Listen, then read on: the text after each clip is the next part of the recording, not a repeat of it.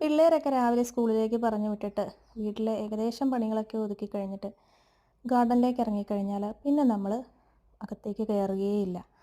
Plants ഇഷ്ടപ്പെടുന്നവരും garden maintain ചെയ്യുന്നവർക്കൊക്കെ അത് ഉറപ്പായിട്ടും മനസ്സിലാവും എന്തുകൊണ്ടാണെന്നുള്ളത്.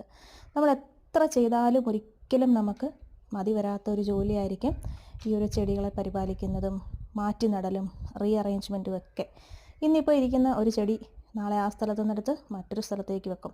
അതുപോലെ തന്നെ പല തരത്തിലുള്ള ക്രിയേറ്റിവിറ്റിയും നമ്മുടെ തലയിൽ വരുന്നതും വീഡിയോസിൽ കണ്ടതും എല്ലാം എടുത്ത് നമ്മളെടുത്തിട്ട് പെരുമാറും. കുറച്ച് ദിവസം കഴിയുമ്പോൾ വിചാരിക്കും, ഓ എന്തിനായിരുന്നു ഇതൊക്കെ, ഇത് വേറൊരു രീതിയിൽ ചെയ്താൽ മതിയായിരുന്നു. അപ്പോൾ വീണ്ടും അടുത്ത പ്ലാനിലേക്ക് പോകും.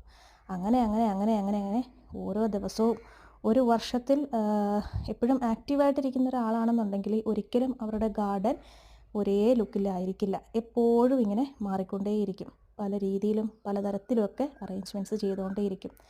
ഞാനീ പറയുന്നത് സത്യമാണെന്നുണ്ടെങ്കിൽ നിങ്ങളുടെ അനുഭവങ്ങൾ കൂടി ഒന്ന് കമൻറ്റ് ചെയ്യുക. Thanks for watching. Bye bye.